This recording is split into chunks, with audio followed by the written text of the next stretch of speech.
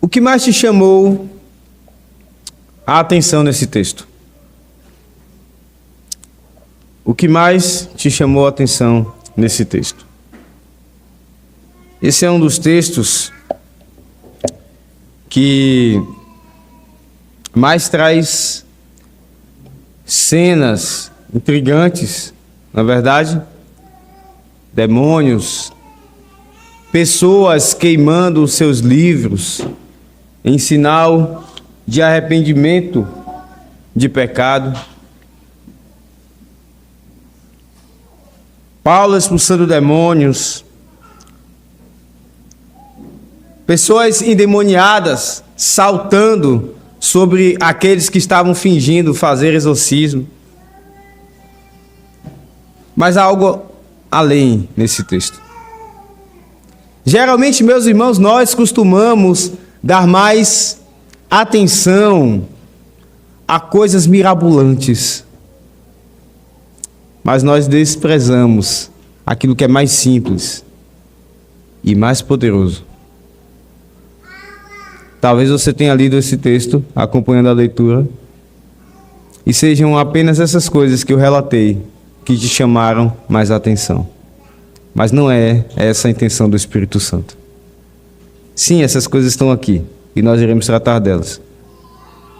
Mas eu não sei se você percebeu, do início ao fim, a palavra do Senhor está aqui. O verso 8 começa dizendo que Paulo pregava, e o verso 20 termina dizendo que a palavra do Senhor prevalecia poderosamente. Esse é o centro desse texto. É isso que deve chamar mais a atenção das nossas vidas, dos nossos olhos. Por muitas vezes a palavra do Senhor é exatamente como, na verdade, a palavra do Senhor, por muitas vezes aos nossos olhos, é exatamente como Cristo era aos olhos dos homens naqueles dias em que ele esteve aqui. Muitos olhavam para ele e desprezavam, porque era simples. Era um filho de um carpinteiro. Mas ali estava, nada mais, nada menos que o próprio Deus Todo-Poderoso.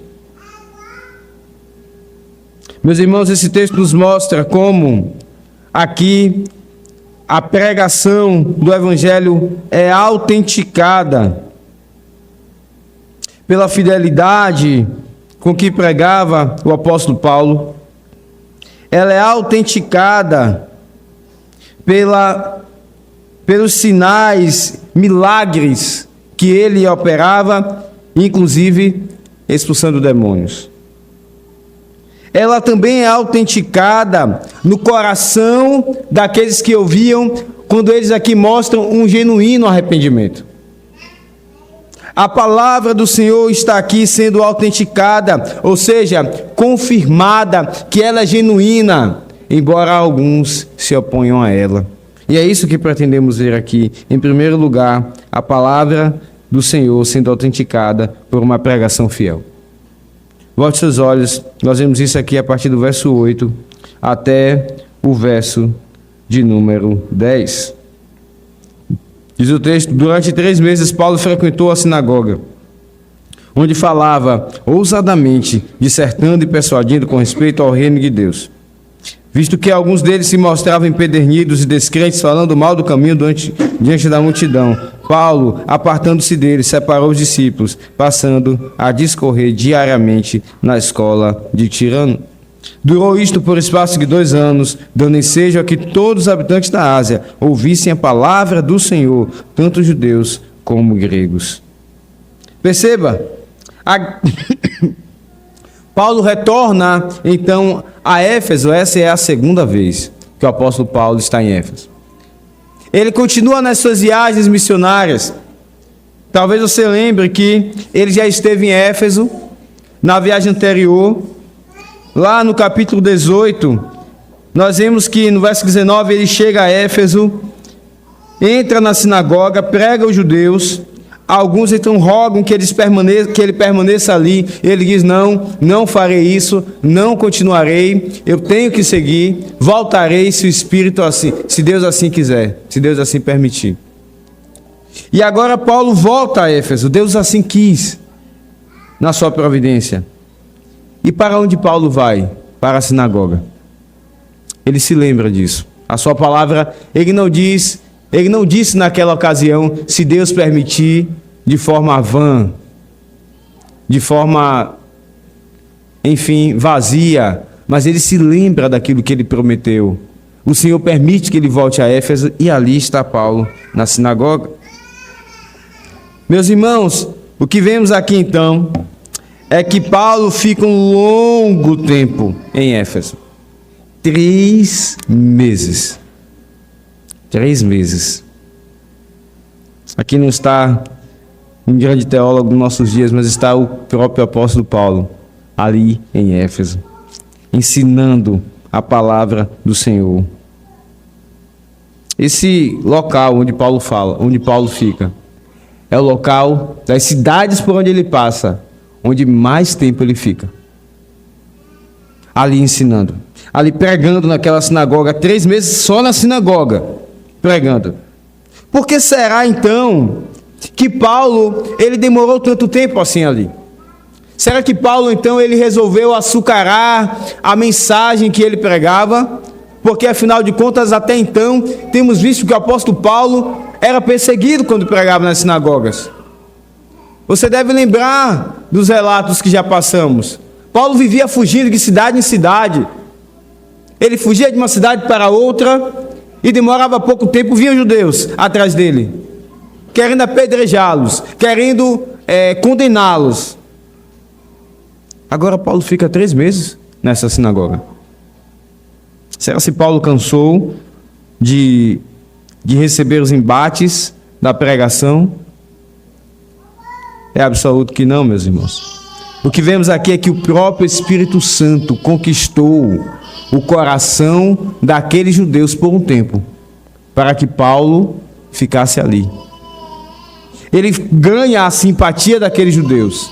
Ele fica 3 meses pregando naquela sinagoga. E diz o texto que ele falava ousadamente. Ou seja, ele não diluiu a sua mensagem. Ele continuou falando como sempre, com ousadia, pregando o evangelho de Cristo, dissertando e persuadindo, trazendo a escritura e falando que era Jesus aquele que deveria vir. Paulo fica 3 meses naquela sinagoga. E Lucas nos relata que ele falou ousadamente sobre o reino de Deus. Qual era o assunto da pregação de Paulo? O reino de Deus. Meus irmãos, esse assunto é vasto na Escritura. Ele é grandioso em toda a Escritura. O Senhor Jesus, antes de subir aos céus, lá em Atos 1, no verso de número 3, está escrito que ele passou 40 dias falando com seus discípulos acerca do reino de Deus.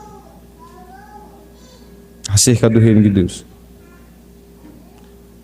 Lá em Atos, no final do capítulo, ainda chegaremos a esse texto, no verso 30 diz assim, no final do livro de Atos 28, verso 30 diz: por 2 anos permaneceu Paulo na sua própria casa, que é lugar onde recebia todos os que procuravam, pregando o reino de Deus, e com toda intrepidez, sem impedimento algum, ensinava as coisas referentes ao Senhor Jesus Cristo. Qual era o assunto da pregação de Paulo? O reino de Deus e o seu rei, o Senhor Jesus. Era isso que Paulo pregava. Meus irmãos, foi exatamente esse o assunto da própria pregação do Senhor Jesus. Nós vemos que no início do ministério dele, lá em Mateus 4, verso 17, diz que ele passou a pregar que estava próximo o reino de Deus. Esse é o assunto do sermão. Desde o Antigo Testamento, o Senhor já se apresentava ao seu povo, dizendo que viria um rei. Esse rei era humano, mas ele não era apenas humano. Esse rei tinha características também divinas. O povo ainda não entendia completamente. O tempo se desenrola, até que vem o Senhor Jesus, montado no jumentinho. E as pessoas então clamam: Hosana, Hosana ao rei. O Evangelho, a pregação do Evangelho, nos fala sobre o grande rei e o seu grande reino invencível. É uma grande saga, uma grande história de vitória que vence todos os outros poderes que se apresentam contra ele. Perceba então que há aqui uma relação dupla quando nós olhamos para a pregação do apóstolo Paulo. Visto que alguns, no verso 9 diz, se mostravam empedernidos e descrentes, falando do mau caminho diante da multidão, Paulo, apartando-se deles, separou os seus discípulos e passou a ensinar na escola de Tirano. Essa é uma pregação fiel. Mas talvez você pergunte, mas como assim? Porque alguns começaram então a se opor a ela. Sim, aqui está mais um, não é o único, mas é dos sinais de uma pregação fiel. Sempre haverá aqueles que se levantam contra a pregação do reino de Jesus. Sempre. Sempre. Endurecimento e incredulidade. É isso que é mostrado aqui. Essa foi a reação. Os 3 meses acabaram. Eles não suportaram mais ouvir a pregação. Paulo sai. Meus irmãos, foi assim que aconteceu, inclusive com Faraó. Lá em Romanos 9,18, nós vemos que Deus quis endurecer o coração de Faraó. Esse é um efeito da pregação fiel. Não apenas àqueles que creem, mas também àqueles que se endurecem, se mostram descrentes, endurecidos e incrédulos. E não somente isso, eles falam mal do caminho. É interessante porque era exatamente assim que o evangelho era chamado quando Paulo perseguia os crentes. Ele queria perseguir aqueles que eram do caminho. Aqui está agora então o apóstolo Paulo pregando essa mensagem que ele mesmo perseguia. Mas esses estão perseguindo e falando mal do caminho. Eles saíam falando mal da mensagem do Evangelho. E o autor dos Hebreus nos adverte, nós lemos isso na liturgia, no capítulo de número 3, no verso 19. Nós lemos o autor dos Hebreus nos falando sobre isso. Vemos, pois, que não puderam entrar por causa da incredulidade. A incredulidade seca a mensagem do Evangelho e endurece o coração. Mas graças a Deus que essa não é a única reação à pregação fiel do Evangelho. O texto nos diz que alguns deles, outros, creram. Paulo se aparta, leva os seus discípulos. E graças a Deus que o Espírito Santo chama, e ainda hoje continua chamando, pela pregação fiel do Evangelho, aqueles que Ele quer. Aqueles que Deus alcança em locais onde o Evangelho é pregado, meus irmãos, podem ter certeza. Aqueles que Deus alcança em locais onde o Evangelho é adulterado, eles irão sair desses locais. Veja o que Paulo faz. Ele se aparta deles, separa os seus discípulos e ele passa a discorrer diariamente na escola de Tirano. Eles identificaram que não poderiam mais continuar naquela sinagoga, porque ali não se ensinava acerca e não se cria no mediador, no grande rei. Eles saem dali. Em locais que o Evangelho está sendo adulterado, aqueles que creem saem. Eles não permanecem. E Paulo então inicia uma escola teológica. Não é à toa que a carta aos Efésios é uma das cartas mais cheias de teologia que nós encontramos. Não é à toa que lá em Apocalipse, capítulo 2, O Senhor Jesus mesmo, que escrevendo à igreja de Éfeso, diz: conheço as tuas obras, tanto o teu labor como a tua perseverança, e que não podes suportar homens maus, e que puseste à prova os que a si mesmos se declaram apóstolos e não são, e os achaste mentirosos. Eles eram bem treinados. Paulo ficou 2 anos ensinando naquela escola, ensinando teologia. Aquela era uma igreja bem preparada. Meus irmãos, que privilégio ter o ensino da teologia pura e saudável numa cidade. E eles tinham o próprio apóstolo Paulo ali. Perceba que Paulo gastou o seu ministério pregando a palavra de Cristo. O esforço de Paulo era uma extensão, na verdade, da pregação do próprio Senhor Jesus. Era Cristo que incessantemente pregava a palavra. Nós vemos nos relatos no Evangelho. Ele não descansava. Ele dizia: eu vim. Isso está lá em Lucas 4, 43 e 44. Eu vim para pregar. E ele continuava. E era isso que Paulo fazia. Os historiadores dizem que nessa escola de Tirano, no período em que era quente, era o período então que os alunos não tinham aula, era uma escola que se ensinava outras coisas. No período da manhã, alguns alunos aprendiam. E depois então, Paulo pegava o período mais quente, todos os dias. Ele pregava. Mas isso não exalta Paulo, isso exalta Cristo. Aquele que incessantemente disse: eu vim para fazer a vontade de meu Pai. Eu vim anunciar a palavra de meu Pai. Aqui nós vemos a pregação autêntica do apóstolo Paulo, com esses 2 sinais autênticos: aqueles que creem e aqueles que rejeitam. Essa é uma pregação autêntica, mas o texto continua. Diz o texto no verso de número 11: e Deus, pelas mãos de Paulo, fazia milagres extraordinários a ponto de levarem aos enfermos lenços e aventais do seu uso pessoal, diante dos quais as enfermidades fugiam das suas vítimas, e os espíritos malignos se retiravam deles.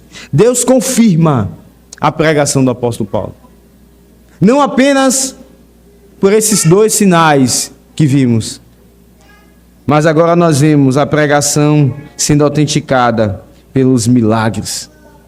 Meus irmãos, os sinais, os milagres, e perceba muito bem a ênfase de Lucas, o evangelista. Ele fazia milagres extraordinários. Extraordinários. Numa cidade bem mística como Éfeso. Numa cidade cheia de ocultismo como Éfeso. O Senhor exalta a sua pregação através de si, não apenas de milagres, mas de milagres extraordinários, para que as pessoas pudessem perceber que aquelas palavras não eram um mero discurso de um homem, mas era de fato a verdade. Esses milagres eram um sinal para autenticar a pregação. É isso que está lá em 2 Coríntios 12, verso 12. Eu peço que você abra a sua Bíblia lá. Lá em 2 Coríntios 12.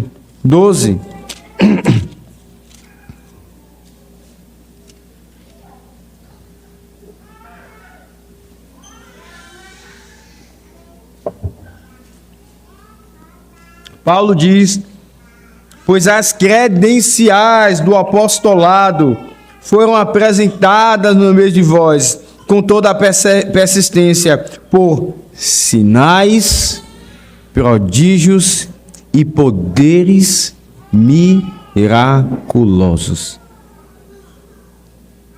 Por que Paulo fazia milagres extraordinários? Eram as suas credenciais. O que é que são credenciais? Quando alguém vai a um evento, as pessoas costumam usar crachá. E há um controle de acesso àquele local. As pessoas olham para o crachá para saber se alguém pode entrar ou não naquele local. Então, aqueles que se inscrevem recebem a sua credencial, o seu crachá, para que possa ter acesso ao local. Para que seja identificado como alguém que de fato se inscreveu naquele evento. Assim eram os milagres do apóstolo Paulo. Era uma identificação de que ele de fato era um apóstolo de Cristo, o enviado de Deus, do Deus Todo-Poderoso, do Deus vivo. Essa era a função dos milagres. E nós vemos isso, meus irmãos, não apenas na vida de Paulo, mas na vida do próprio Cristo. Já passamos por Atos 2, quando Pedro prega e diz: ora, Cristo, ele que era o varão aprovado por Deus no meio de vós, por sinais e prodígios. Esse era o objetivo dos milagres no meio daquele povo. Mostrar que ali estava um homem enviado por Deus. Não tinha um fim em si mesmo. Em primeiro lugar, não era nem mesmo para fazer o bem às pessoas curadas. Sim, obviamente tinha esse objetivo. Deus é misericordioso. O ministério de Cristo era pregar a palavra e fazer a misericórdia aos necessitados. Mas em primeiro lugar, era para autenticar a sua mensagem. Com diferente dos nossos dias, não é verdade? Como nos nossos dias nós vemos tanta ênfase em milagres e prodígios. Mas esses sinais aqui, sendo bem fiéis à Escritura, ao que é bíblico, eles tinham outro objetivo: autenticar e sinalizar que aquela mensagem era verdadeira. Mas não somente isso, meus irmãos. Esse texto ele é maravilhoso. Há muita teologia também nesse texto, semelhante ao texto anterior que pregamos na última ocasião. Quando ali Paulo prega e faz milagres, inclusive ele expulsava também demônios, isso fazia parte do pacote. Demônios estavam se manifestando ali. A intenção é mostrar que o reino de Jesus já chegou e está avançando. Nós olhamos para a cruz do Senhor Jesus. Isso está lá em Colossenses 2. Peço que você abra a sua Bíblia lá. Colossenses capítulo 2.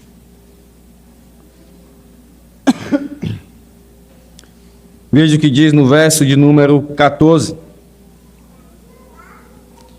Falando aqui da obra de Cristo.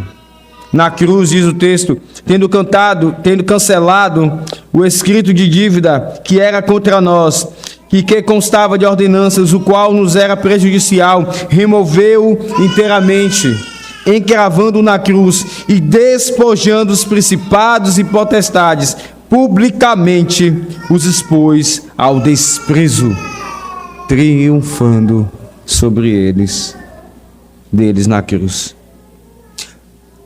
Cristo é um grande rei, o grande guerreiro enviado por Deus.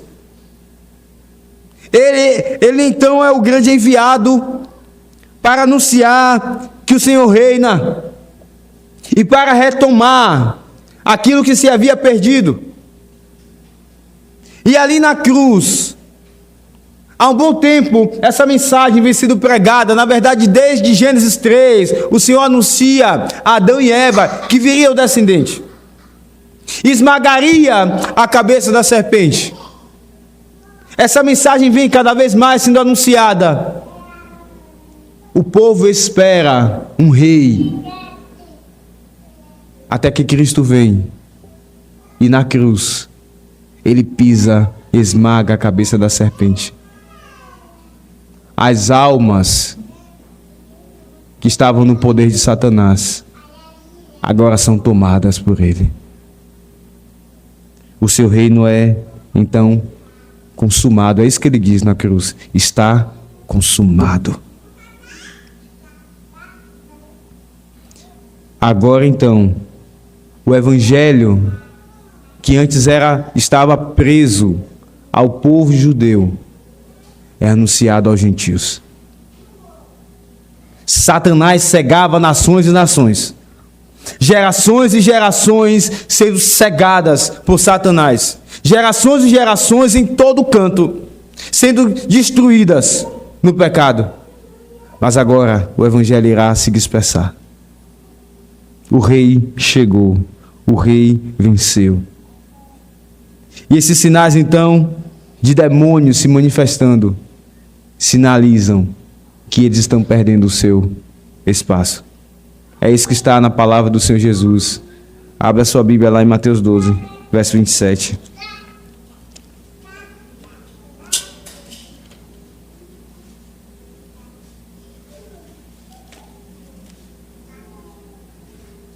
Mateus 12, verso 27.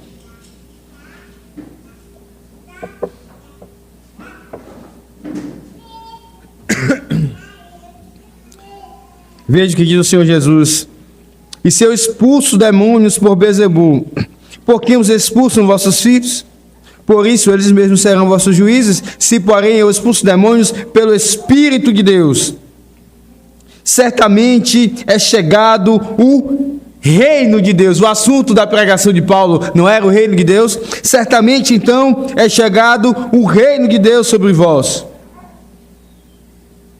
Ou como pode alguém entrar na casa do valente e roubar-lhe os bens sem primeiro amarrá-lo?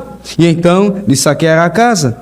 Quem é por mim, quem não é por mim é contra mim, e quem comigo não ajunta, espalha. O que isso está dizendo? Eu expulso demônios, é sinal então que chegou o reino de Deus. É por isso que nós vemos tantas manifestações demoníacas nos tempos de Jesus e nos tempos dos apóstolos. Os demônios perderam o seu poder sobre as almas e no mundo. O rei chegou. Ah, meus irmãos, como isso é glorioso.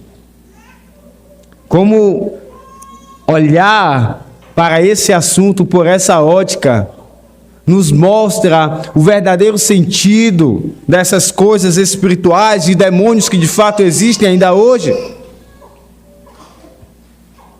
O rei havia chegado, ele enviou Paulo, ele estava nos céus, ele subiu aos céus, enviou a sua igreja para anunciar o evangelho. Paulo não estava em Jerusalém, Paulo estava em Éfeso.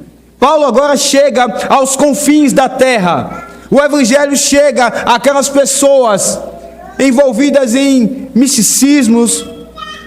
Nós veremos algumas inclusive envolvidas na adoração à grande Diana dos Efésios, pessoas miseráveis, perdidas. O evangelho chega até eles, o reino de Deus chega, e os demônios se manifestam. Eles estão perdendo. Como isso é maravilhoso. Mas alguns ali tentavam fingir que eram alcançados por esse evangelho. Alguns viram o poder na pregação de Paulo, os milagres extraordinários. E eles então passaram a fingir que eram discípulos de Paulo, que eram alcançados por essa mensagem. 7 judeus, filhos de um judeu chamado Seva. O texto não nos dá muitos detalhes. É estranho esse judeu está em Éfeso, se ele era um sumo sacerdote. Mas o fato é que os demônios percebem que eles estavam fingindo. Os demônios percebem que esses judeus estavam fingindo e que eles não eram alcançados de forma alguma pelo evangelho. Satanás não tem como ver o coração de ninguém, nem os demônios. Só Deus sabe de todas as coisas. Mas Satanás consegue perceber quando alguém finge. Há sinais. Nós conseguimos perceber, por vezes. Satanás, que é muito mais astuto, muito mais antigo, ele também percebe. Ele olhou para aqueles filhos de Seva e percebeu que eles estavam fingindo. Ele é astuto. O próprio Satanás é o pai da mentira. Não é verdade? Ele sabe muito bem o que é fingir. Ele olha para aqueles homens. Os demônios, filhos de Satanás, olham para aqueles homens e veem a falsidade, a farsa. E ele então desmascara aqui aqueles filhos de Seva. É estranho tudo isso. Talvez você olhe para esse texto, as crianças olhem para esse texto e fiquem com medo desses demônios que depois, possuindo esse homem, vão fazer com que esse homem salte sobre os filhos de Seva e firam os filhos de Seva. Talvez você olhe e ache muito poder nesses demônios. Sim, há poder neles. Mas não seria benéfico se esses filhos de Seva continuassem fingindo ser crentes? Não seria benéfico para Satanás? Seria totalmente benéfico, porque é exatamente o que ele quer. Ele quer confundir. Ele quer implantar cada vez mais pessoas que não são crentes para fazer minar a igreja do Senhor. Isso seria plenamente benéfico. Então vem a pergunta: por que então esse demônio desmascara os filhos de Seva? Ah, meus irmãos, eles estão a serviço do Rei dos Reis. O próprio Satanás, como dizia Lutero, é o diabo de Deus.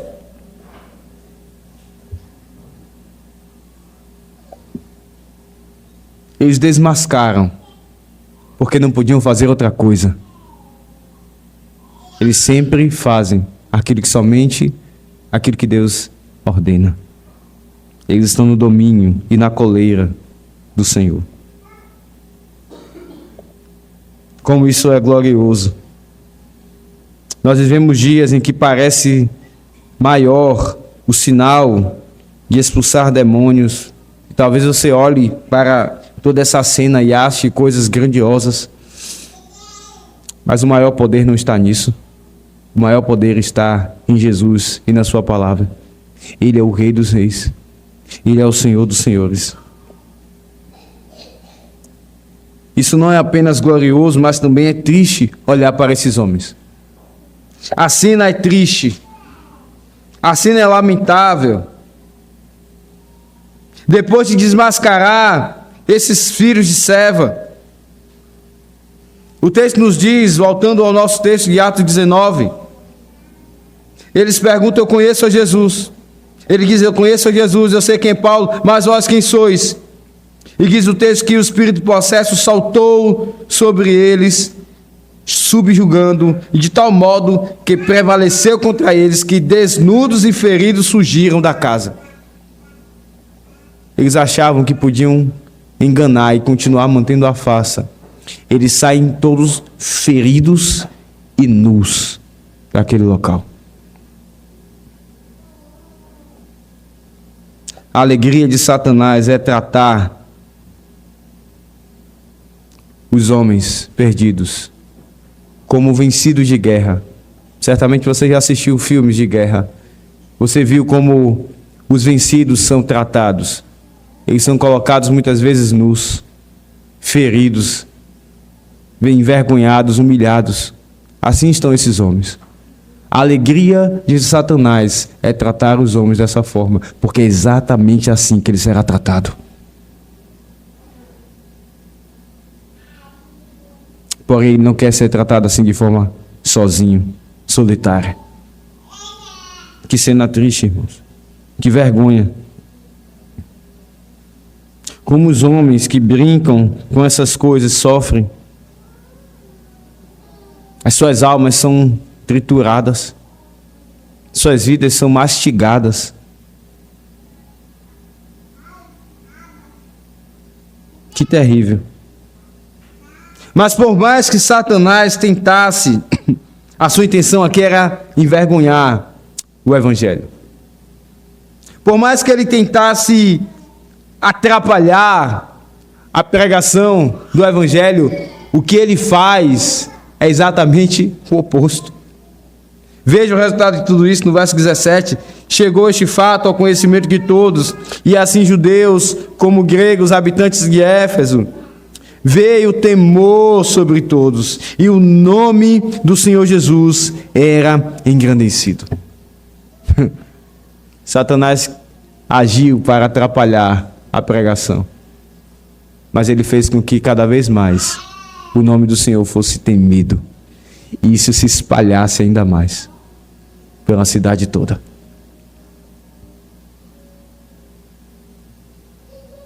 Por mais que Satanás tente, ele consegue algumas coisas. Tudo isso está debaixo do poder do soberano poder do Senhor. O Senhor Jesus, ele continua reinando. E a sua igreja irá ser guardada. As portas do inferno não prevalecerão contra a sua igreja. Como isso é maravilhoso. Como isso deve consolar, inclusive, o coração das crianças, que por vezes têm medo dessas cenas terríveis. Nós temos o Senhor dos Senhores, o Rei dos Reis. Ele nos consola com o seu Espírito. Como isso deve consolar os nossos corações?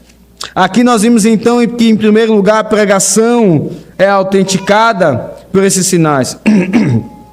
Em segundo lugar, nós vimos por duas respostas ao Evangelho. Nós vimos em primeiro lugar. Em segundo lugar, ela é autenticada pelos milagres.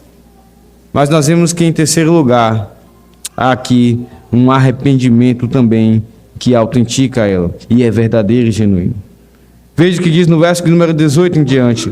Muitos dos que creram vieram confessando e anunciando publicamente as suas próprias obras. Também muitos dos que haviam praticado artes mágicas, reunindo os seus livros, os queimaram diante de todos. Calculados os seus preços, achou-se que montavam 50 mil denários. Assim a palavra do Senhor crescia e prevalecia poderosamente. Nós vemos aqui sinais de arrependimento genuíno, meus irmãos. Aqueles homens ouviam o Evangelho, que Paulo pregava 2 anos continuamente naquela escola de Tirano. E eles percebiam que a sua vida envolvida com artes mágicas era um caminho terrível aos olhos do Senhor. Era suja. Eles sentiam essa sujeira. Eles sentiam em sua própria alma o amargor de uma vida tão avessa à vontade do Senhor. Tão terrível. Afundada em pecado. Isso provocou um sinal de arrependimento genuíno. Eles publicamente confessaram seu pecado.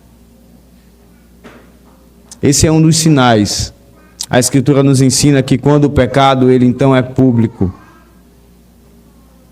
ele deve ser publicado também o seu perdão. E era exatamente isso que aqueles homens faziam. Certamente pessoas conhecidas na cidade. Conhecidas pela sua vida imunda, pela sua vida suja. Essa era a sua fama, e para que ficasse tão claro que eles não viviam mais daquela forma, que eles não tinham mais aquela mentalidade, eles saem publicando e denunciando as suas próprias obras, confessando seus pecados. Mas não apenas isso é um sinal de arrependimento genuíno. Nós vemos aqui um abandono de práticas e objetos da velha vida. Eles pegam livros de artes mágicas e queimam. Não, isso não é o que acontece ainda hoje.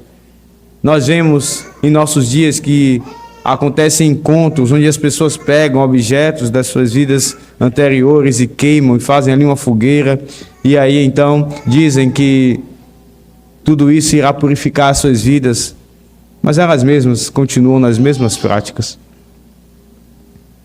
Não há nada disso aqui. Pelo contrário, há uma disposição sincera de inclusive externar esse arrependimento e de dizer: eu não toco mais nessas coisas. A minha vida agora é separada para o Senhor. eles queimam essas coisas, eles abandonam. Mas isso é com prejuízo. Eles gastam dinheiro jogado fora. Eles não dão para alguém. Aquilo que era maligno e pecaminoso, eles não dão para alguém, eles queimam. Há prejuízo financeiro. Meus irmãos, que texto fantástico. O texto fecha dizendo que a palavra do Senhor prevalecia poderosamente. Não há nada que pare o Evangelho. Não há governo que possa parar o Evangelho. Não há situação financeira que possa parar a pregação do Evangelho. Não há ideologias, homens tiranos, ou seja lá o que se levante contra a pregação do Evangelho para que possa parar. Inclusive a palavra do Senhor é colocada aqui como uma pessoa que prevalece poderosamente. Como isso é vitorioso. Como isso deve acalmar os nossos corações. Que vemos várias e várias notícias hoje. E ficamos perguntando, e agora, como será? Meus irmãos, quantas e quantas vezes isso não já aconteceu ao longo da história? E a palavra continuou prevalecendo poderosamente. Que aplicações esse texto traz às nossas vidas? Em primeiro lugar, desmascare Satanás para a salvação dos perdidos. Satanás prende milhares no engano terrível, meus irmãos. Quantos e quantos andam se preocupando tanto com demônios? Sim, eles existem. Inclusive Paulo, escrevendo aos Efésios, a essa igreja que foi criada em Éfeso, ele diz que nós devemos nos armar. A nossa guerra não é contra a carne, mas é contra principados e potestades. Nós devemos andar armados. Satanás é como um leão que anda nos rodeando, e nós devemos ter cuidado. Ele existe. Os demônios estão por aí. Mas veja, eles não são mais poderosos do que Cristo e do que a sua palavra. E quantas pessoas nós vemos que a todo tempo elas só se preocupam com demônios. E é exatamente isso que Satanás quer. Que elas só se preocupem com isso. E elas continuem numa vida de pecado. Quantos hoje, inclusive, não apenas estão enganados, mas enganam. Se colocam como apóstolos, como homens de Deus, ungidos de Deus. Eles se dizem, expulsam, dizem eles, demônios, mas eles continuam em pecado. E esses ouvirão do Senhor Jesus se não se converterem. A palavra que está lá em Mateus 7. No verso de número 22. Muitos naquele dia hão de dizer-me, Senhor, Senhor, porventura não temos nós profetizado em Teu nome, e em Teu nome não expelimos demônios, e em Teu nome não fizemos muitos milagres? Então lhes direi explicitamente, nunca vos conheci, apartai-vos de mim, os que praticais iniquidade. São homens que vivem arrotando alguma autoridade e poder, mas as suas vidas são podres. Enganam pessoas que não têm até mesmo muitas condições financeiras. Eles ouvirão de Cristo, eu nunca vos conheci. Vocês praticam iniquidade. Vocês praticam pecado todos os dias. Apartai-vos de mim. Meus irmãos, como nós somos chamados pelo Senhor Jesus nesse texto para desmascarar Satanás e seus demônios. Quanto mais as pessoas se afundam nessa demasiada preocupação com demônios, elas se esquecem de buscar uma vida de santidade. Elas não enxergam que, na verdade, aquilo que deveriam se preocupar é com o Senhor que está olhando para elas e que tem uma conta a acertar com elas. Isso é o mais importante. Aquele que é alcançado pelo Evangelho é guardado de Satanás e seus demônios. O maligno não os toca. Como nós somos chamados a desmascarar Satanás e a sua obra de engano. Mas também como somos, ó Deus, meus irmãos, chamados a ser consolados nesse ato de desmascarar Satanás. Alguns querem ser conhecidos por expulsar legiões, expulsar demônios. Quanto importa em ser conhecido por Deus? Aqueles demônios dizem àqueles homens: eu conheço a Jesus, eu conheço a Paulo. E talvez alguém olhe para essas palavras e ache o máximo ser conhecido por demônios. Aquilo que é mais glorioso é ser conhecido pelo próprio Senhor Jesus. Eu conheço as minhas ovelhas. Eu as chamo pelo nome. Não há nada maior do que isso. Não precisamos ser conhecidos por muitas pessoas, nem mesmo por demônios.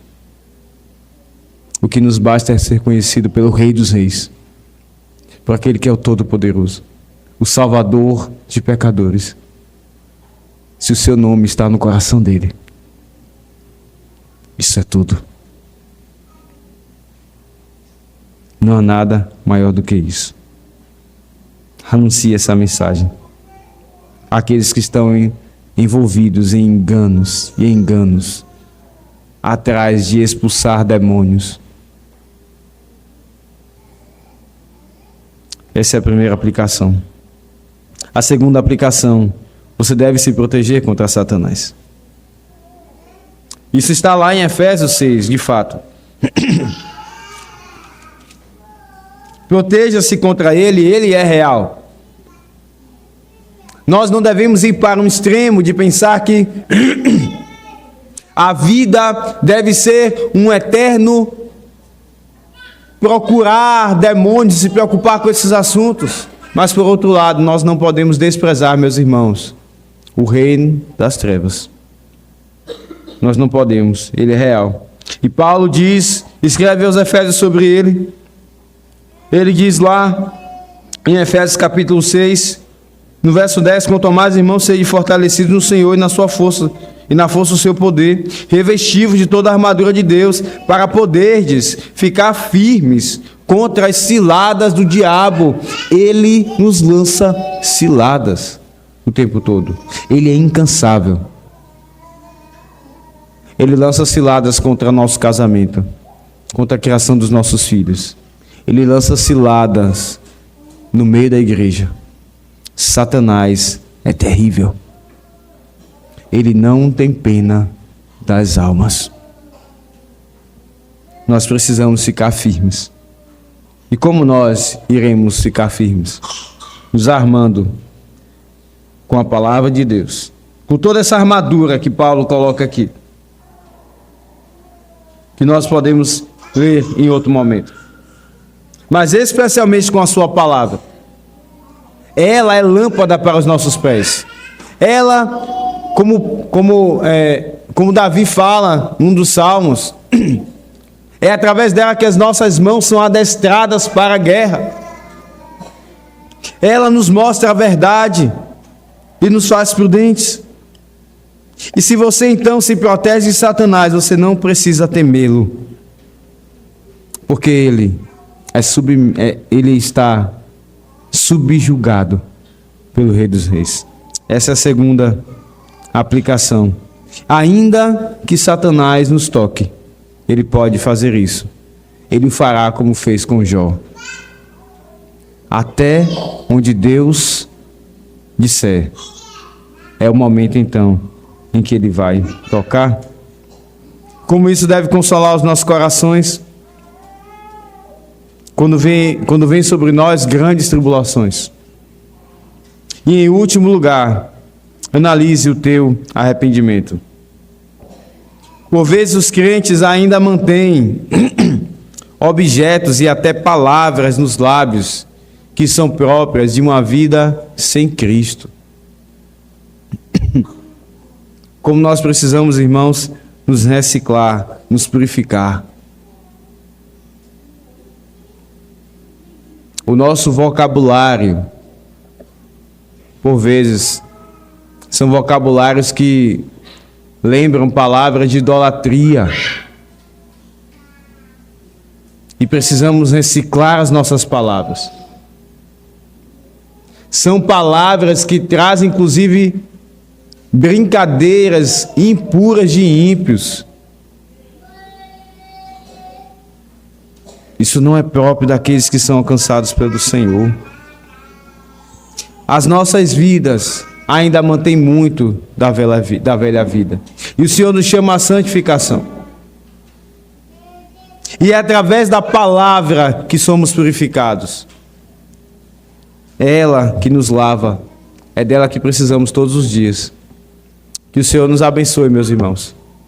Quando você olhar para esse texto, que a palavra de Deus, que tem poder para converter pecadores terríveis, ela seja aquilo que mais salte os teus olhos. Que o Rei dos Reis, aquele que domina os demônios e Satanás, seja aquele que apareça aos teus olhos e acalme o teu coração e te leve à santidade.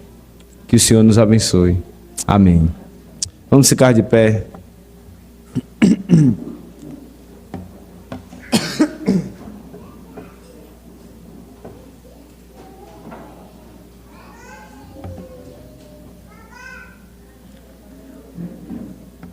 Vamos fazer uma oração, irmãos.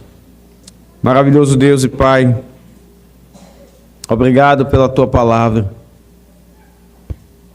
Como ela é de fato, Senhor, viva. Como é dela que nós precisamos, ó Deus. Como ela que faz a Tua igreja crescer. Nos ajude, ó Deus, a ficar firmes nela. A sempre buscá-la. Guarda os Teus, ó Deus. Livra-nos da incredulidade, da dureza de coração. Também, ó Deus, livre-nos de nos afastar da Tua palavra. Guarde, ó Deus, aqueles que são Teus. Rogamos também por aqueles que porventura aqui estiverem e não sejam alcançados por Ti, Senhor. Que a Tua palavra vença os seus corações. Assim nós oramos em nome de Jesus. Amém.